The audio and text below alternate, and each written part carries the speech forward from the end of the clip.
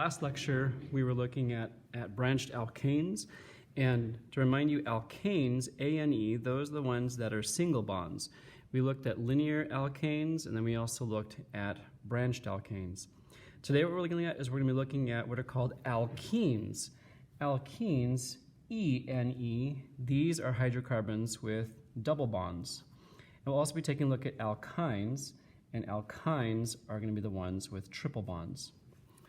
So we have very similar rules that we had with the branched alkanes, but now we're going to be applying these to the alkenes, and there are some slight twists on this.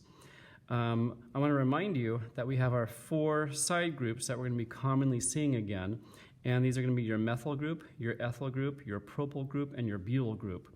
Again, it's the MePB.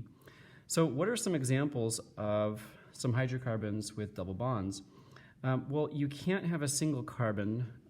For example, you can't have methane as something with a double bond because you need to have 2 carbons. So the smallest double bond that you can actually form is going to be with 2 carbons. So the examples of this are going to be this with 2 carbons, and we're going to have a double bond between them. And let's go ahead and draw the lines for the hydrogens as well. We're not going to actually draw in the hydrogens, but if you remember, carbon can hold 4 bonds. So we have 1, 2 bonds right here. So this carbon can hold 1, 2 more. This carbon can hold 4 bonds. It already has 2 bonds that are connected to the other carbon, so it can have 2 as well, 1, 2.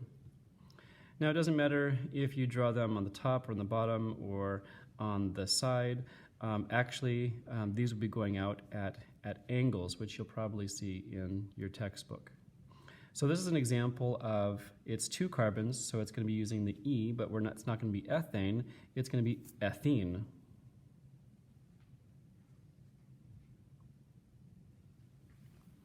And we're going to have one with a 3 carbons, 1, 2, 3. Let's do the double bond there, and this will be a single bond here. This carbon has 2 bonds associated with it, so we're going to draw it as you might see it in your textbook. We have 1, 2 more, 1, 2, 3, 4. This carbon has 1, 2, 3. It really doesn't matter if we do the bond, 4th one on the top or the bottom, because remember these things are rotating.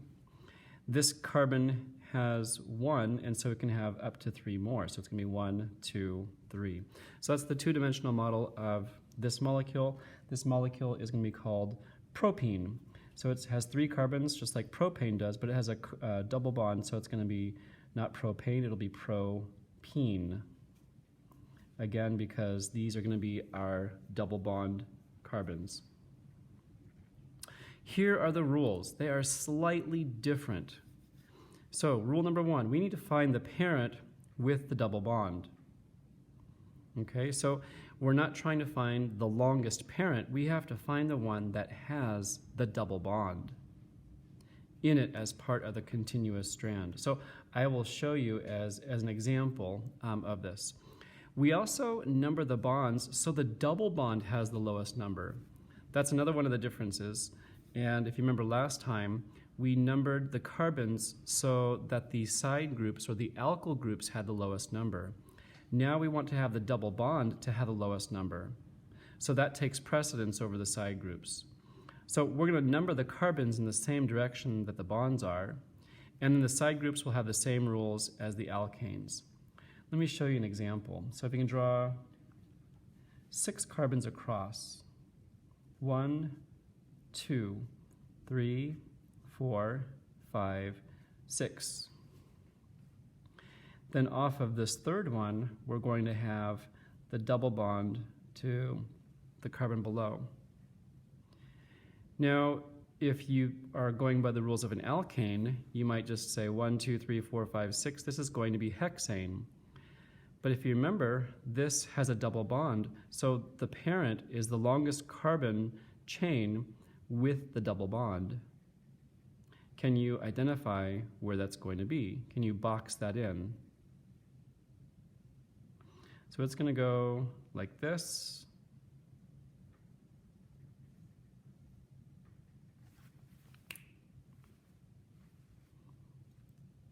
And it's going to be 1, 2, 3, 4, 5 carbons, so it's going to be pentene. Let's go ahead and put this over here. So it's a 5-carbon compound. 5 carbon is going to be equal to pentene. So that's the rule number 1. Number 2, we need to number the bonds so that the double bond has the lowest number. So I can either start my 1 position right here, because I have to number the position of the bonds. 1, 2, 3, 4. I have 4 places. I can either start with here, it could be 1, 2, 3, in position 4, or I can start this direction and say 1, 2, 3, 4. Now, in this case, the double bond needs to be numbered, so this is going to be the first position here, the second, the third, and the fourth. It can't be the other way around because then the double bond would have a number 4 rather than number 1. So number the bonds, the double bond has the lowest number. Number the carbons in the same direction. So the carbons is going to be like this. 1 for this carbon here, 2, 3, 4, 5. So that's how you number the carbons. So what's my side group? I have one side group or alkyl group, and those follow the same rules as the alkanes.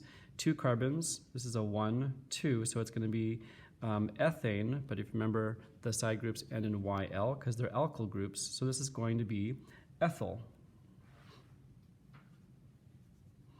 Ethyl is attached to which carbon? It is attached to the second carbon. Okay, so the name of this is going to be 2-ethyl, 2-ethyl, and then we're going to now number the side. This is the side group. So now we're going to be naming the parent, and the parent's going to be 1-pentene.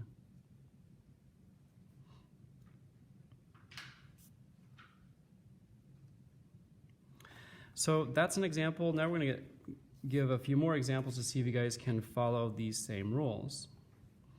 So I'm going to draw a carbon compound, 5 across.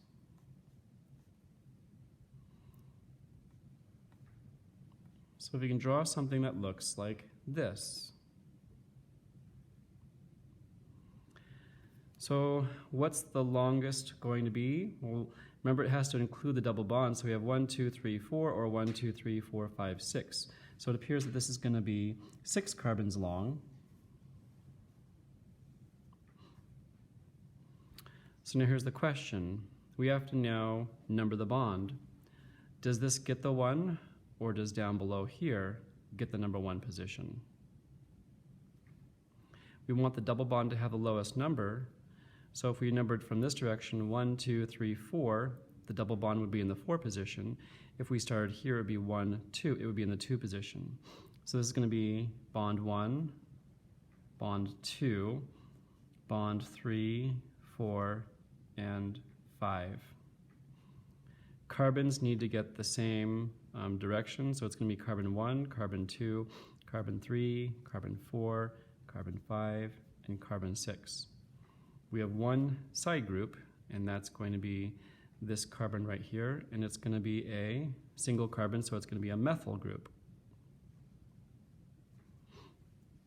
Can you guys name it based upon the rules?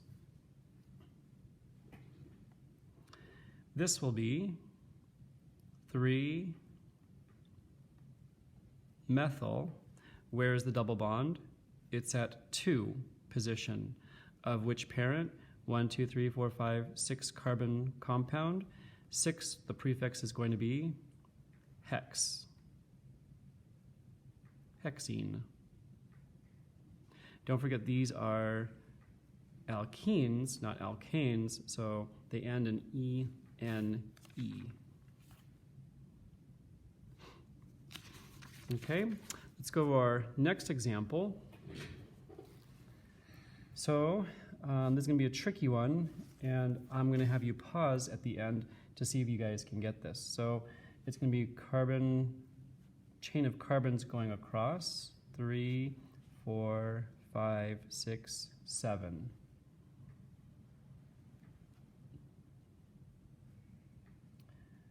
Off of the fourth, there's going to be 2 carbons going up, 2 carbons going down. Off of this one, we're also going to have an additional carbon, carbon, and carbon. So the molecule looks like this. What I'd like you to do is to pause and see if you can follow the rules to name these. So please pause now. Okay, hopefully you've attempted this and you're now coming back to see the answer. So we're going to follow our rules. We need to find the parent with the largest parent with the double bond. Let's see if going across 1, 2, 3, 4, 5, 6, 7. Can we get any combinations larger than 7? 1, 2, 3, 4, 5, 6, 7. Nope, that's still 7. How about 1, 2, 3, 4, 5, 6? That doesn't work. None of the other combinations would have the double bond, so it looks like our parent's going to be right down the middle like this. So do I number from the left or do I number from the right? I number from this side because the double bond is going to have the lower number. So it's going to be bond 1, bond 2, 3, 4, 5, and bond 6 position. Carbons get the same numbers. I'm just going to number them down below here. So it's going to be 1, 2, 3, 4, 5, 6, and 7 for the carbons. What are my side groups? I have a methyl, methyl, methyl, and then I also have an ethyl. So do you remember which gets written first? The methyls or the ethyls? Those have to be done alphabetically, so we have to do the ethyls first. So we can go ahead and write these in. We have the ethyl here, and we've got 3 methyls. So remember, this is going to have to be written as diethyl. This is going to have to be written as trimethyl because of the 3 methyls that we have. So let's go ahead and list this out. We're going to be doing our ethyl first because it's alphabetical. So where did the ethyls occur? The ethyls occur at carbon number 4. Both of them do. So this will be 4, 4 dash diethyl dash. Now, where do the methyls occur? They occur at 3, 5, and 6. So it's going to be 3, 5, 6 dash trimethyl dash. Where does the double bond occur? It occurs at 2 dash. And now we have a 7-carbon compound, and a 7-carbon compound is going to be not sept, but it's going to be hept. So this will be heptene. We'll get more practice as we go through the lab as well. So now we're going to go from the name to drawing the structure. So we have hexene, so that's going to be a 6-carbon structure. Remember, the easiest way to do these is, let's not make it complicated by going up and down or making L's or T's or anything. Let's just make it linear as possible. 1, 2, 3, 4, 5, and hexene means 6. So this means that we have a 6-carbon structure, and it's easiest, since we read from left to right, to number them 1, 2, 3, 4, 5. The double bond is going to go at 2. That tells you where the double bond's going to go. And we have an ethyl and we have a methyl. Ethyl, me-PB. Ethyl means this is going to be a 2-carbon, and the methyl is going to be a 1-carbon. Where does the 2-carbon occur? The 2-carbon occurs at the 4. Well, how do we number this? We have to number our carbons. 1, 2, 3, 4, 5, 6, going across. So the ethyl occurs on the number 4. So we have to find 1, 2, 3, 4. So we're going to put a 2-carbon 1, 2, like this. And then we're going to have 1 carbons at 3, 3, and 4. Here's 3, 3, 3, and 4. And that's what that molecule would look like. Lastly, going to alkynes. Alkyne means we have a triple bond. So we're going to do a couple examples. We're not going to go over the rules for this, but you might be asked to draw this. So we have, for example, ethyne, and we have propyne. Now for this, I would like you to draw the carbons. So eth, E, me, Pb. Eth means we have a 2-carbon compound. Propene, me, Pb. Prop means we're going to be having a 3-carbon compound. The Y and E means it's going to be a triple bond. So let's go ahead and draw the 2 carbons, but now we have them with a triple bond. How many bonds can carbon form? Carbon can form up to 4 bonds. This carbon has 3. Where's the hydrogen going to go? How many hydrogens can we have? We can have a total of 4 bonds, so there's going to be 1 hydrogen here. This carbon has 1, 2, 3. The 4th one's going to be over here, attached to this hydrogen right here. Propyne has 3 carbons. 1, 2, 3. We're going to make one of these the triple bond. We'll do this one over here. We could also have done this one. We're not going to name these, but we're just going to be drawing them. So this carbon has 3 bonds, so it has the ability to form only 1 more. How about this carbon here? How many bonds does this carbon have? 3 over here and 1 over here. We can't fit any more hydrogens on there. However, this carbon only has 1, therefore we can have 3 bonds. 1, 2, 3. And that's how we would draw in all of the hydrogens for these alkynes. So that's it for the lecture. You can now go to the second part of the alkene or alkane-alkene lab packet.